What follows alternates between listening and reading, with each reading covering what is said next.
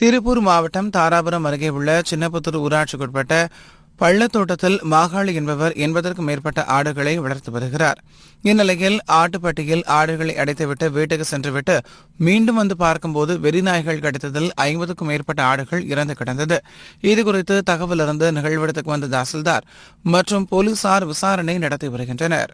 நடுப்பள்ள தோட்டத்துல எங்க அப்பா அம்மா ஒரு 8 வருஷமா இங்க வாழ்வாதாரம் பார்த்துட்டு வர்றாங்க.